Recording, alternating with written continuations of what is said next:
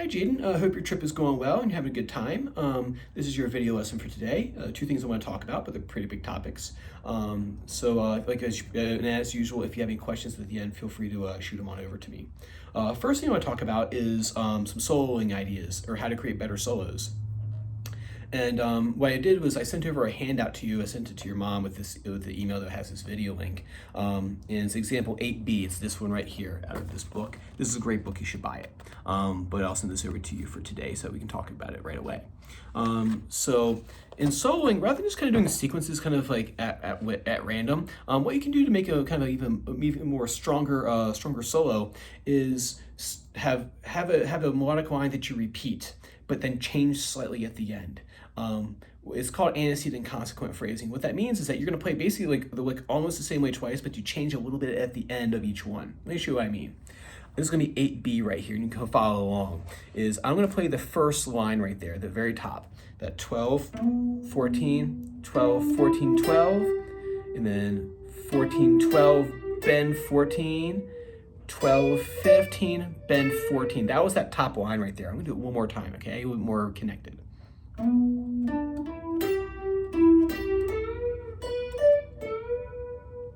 Right? One more time. And like I said, this is just the top line right here. I'm not going any further. It's just the top one.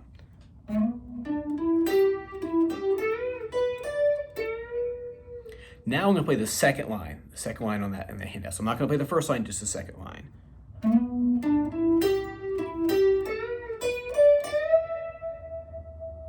Right? So the beginning part was the same. This part was the same for both lines. So this is the beginning, the first measure of the first line.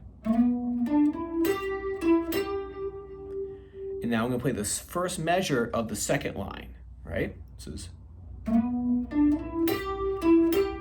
same exact thing, right? In this example right here, this first measure is the same, literally the same as this measure down here. So same first measure up here, same first measure, same third measure. So measure 1, measure 2, measure 3, measure 4. These two are identical to each other. But if you look at these two over here, they are slightly different, right? The idea is that this measure here is like something familiar for our ear to kind of like hang on to and remember. It's like a melody. And you change the end slightly to kind of give the listener a little curveball, but nothing too crazy. So the ending of the first line goes like this. That's that 14, 12, 15, 14, that second measure right here. So I just played this measure right here. So I just played. I'll play it one more time.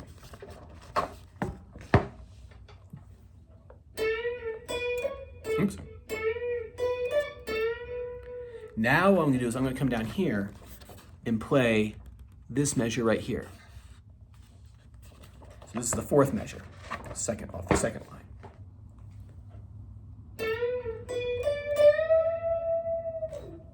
Right? So you see how they're slightly different, but they're still kind of, they use the same techniques, but they've changed a little bit. So if I play the first complete line, and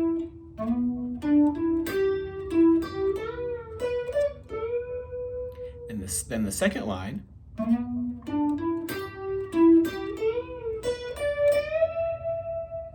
right?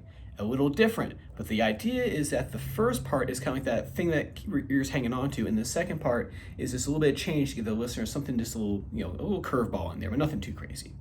All together, it sounds like this.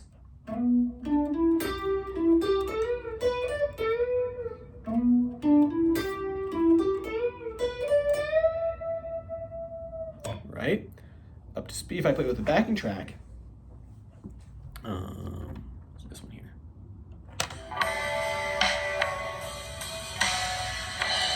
2, 3, 4.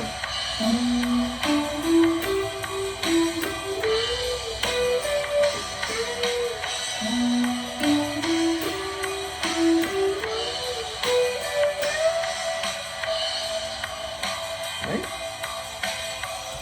Sounds nice because you have that theme that you're coming back to, but it always changes a little bit. So we're starting to create like a melody, and that's what like a lot of lead players do. See, like the Steve Vais, Pliny, those kind of players, when they kind of like when it's a solo guitar bass kind of song, if the lead guitar is in charge, you'll hear a lot of that in there where they'll play a phrase, but then they'll play the same phrase again and change the end slightly, then bring the first part back.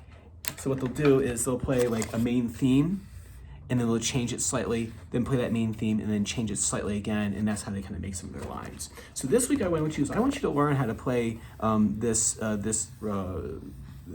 lick here for me, and what we'll do next time is we're going to try to come up with a few of our own endings to it. So we'll have like the first part, and we'll change the endings slightly to kind of create your own idea.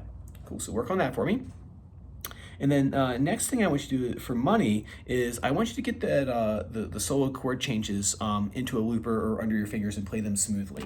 What I mean by that is, if I remember it off the top of my head, I'm going from memory here a little bit. So your B minor, 4,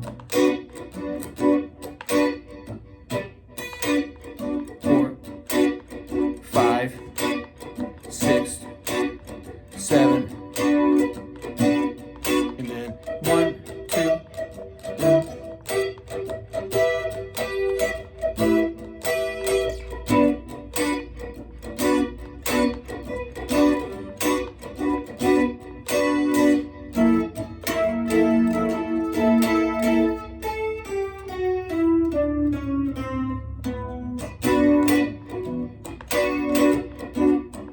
So I want you to be able to put that in the looper for me, and yeah, put that in the looper for me, and then we're going to talk about soloing over top of it. So get those chords down under your fingers, and then what I want you to do is I want you to take your knowledge of A minor pentatonic, because I think if I remember right, I think you've mapped out the whole thing. I think you got the length of the neck down. So here's what you're going to do. You're going to take the box 5, 1, 2 in A minor pentatonic, and then box 1, box 2, right? I want you to take those boxes and see if you can move them into B minor pentatonic. I know you know where B minor pentatonic box 1 is because you played it for me last week. It starts on that B right there. Put this so you can see better.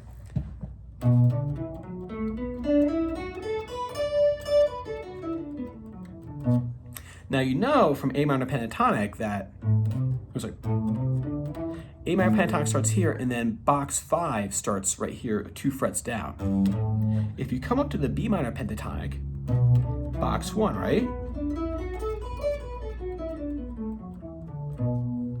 And then you move down 2 frets, you got yourself B minor pentatonic box 5.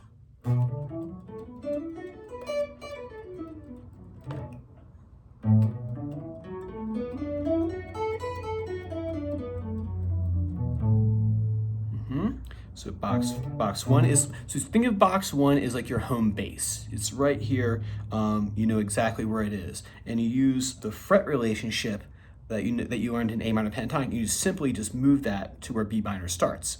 So B minor box 1, right there. You just move down 2 frets and do that same exact finger shape that you did for box 5 down here at A minor pentatonic. So you end up connecting them together. Then what you do, box 2 starts where the second note of box 1 A minor pentatonic is. So you have this here. Right, that's A minor pentatonic box. That's A minor pentatonic box 2. If you go to B minor pentatonic box 1, right? You go to that note right there, the end note of the box of the 6-string box 1. You go up here and you play the same shape that you did for A minor pentatonic. So it ends up looking like this.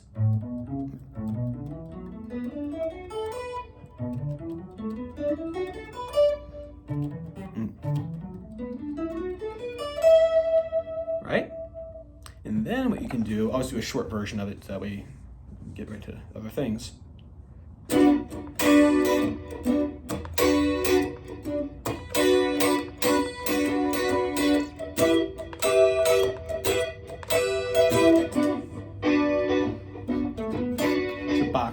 Box 5, Box 1, box 2.